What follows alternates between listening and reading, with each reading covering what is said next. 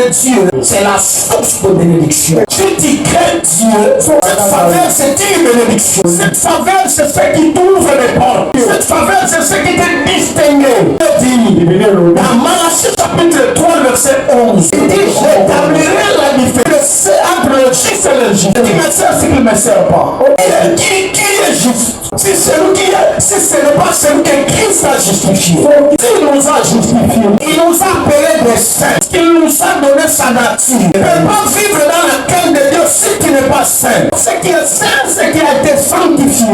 Ce qui est sanctifié est consacré. Ce qui est consacré, il est mis à part. Ce qu'on a mis à part, c'est pour la gloire du maître. Nous avons été mis à part. Servir la gloire et la louange de l'agneau ne peut pas être un sujet de la honte. Et lorsque les gens nous regardent, ils disent qu'est-ce que leur Dieu a fait. Nous ne devons pas vivre en faisant la honte de l'évangile. Voilà la raison pour laquelle, bien aimé, la personne qui marche dans la crainte de Dieu, elle ne voit rien dans sa vie.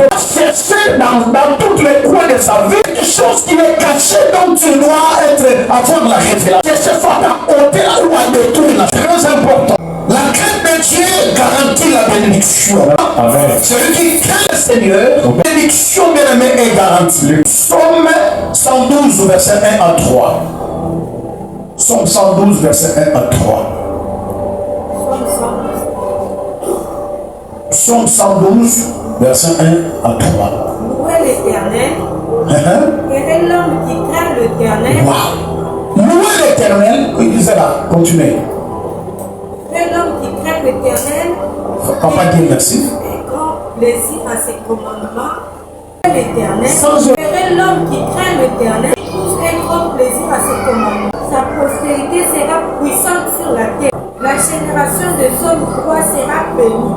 Je resterai un homme droit. Au nom de Jésus, dis cela. Je resterai un homme et une femme droit. Alléluia. Amen. Moi, je vais marcher, continuer à marcher dans la crainte de Dieu, afin de permettre au ciel de libérer la bénédiction même sur ma postérité. Parce que la postérité des hommes droits seront bénis. Parce que mon frère, la crainte de Dieu paye. Vis dans la crainte de Dieu. La crainte de Dieu, c'est l'obéissance aux ordonnances. Tu ne peux pas craindre Dieu et marcher dans la désobéissance de la parole de Dieu. Le jour où Abraham fera son fils sur notre terre, Abraham, aujourd'hui, ça c'est compris. Mais tu ne pouvais pas me refuser ton fils. Lorsqu'on a la crainte de Dieu, on libère ce qui est cher pour la gloire. Et on ne connaît pas que tu aimes Dieu, mais par ta manière de donner. Celui qui aime Dieu, il ne retient pas ses biens, il le donne à Dieu. David aimait Dieu, il craignait Dieu, il a dit,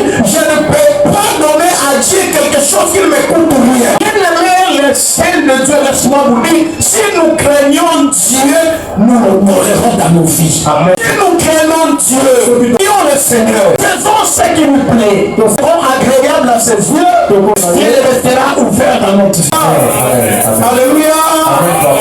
Il dit sans la crainte de Dieu, l'élection devient une tromperie. Alléluia. Amen. Tu trompes les gens parce que toi, le Seigneur t'a béni avec un véhicule que tu as récolté dans le péché. Parce qu'il y a les serviteurs, les enfants de Dieu, et même les païens qui roulent carrosses, qui sont stables dans la vie, non pas parce qu'ils ont payé, ils ont travaillé, mais parce qu'ils ont volé, ils ont commis une injustice, ils bénéficient de bien des autres, ils font souffrir les autres pour qu'ils soient. Pour terminer, j'ai 3 exemples de personnes qui ont marché dans la crainte de Dieu et ils ont vu des résultats pertinents dans leur vie. Le premier personne, Joseph a marché dans l'intégrité. Il était intègre. Il craignait Dieu. Regarde quand la femme de Potiphar vint auprès de Joseph. Chapitre 39, le verset 9.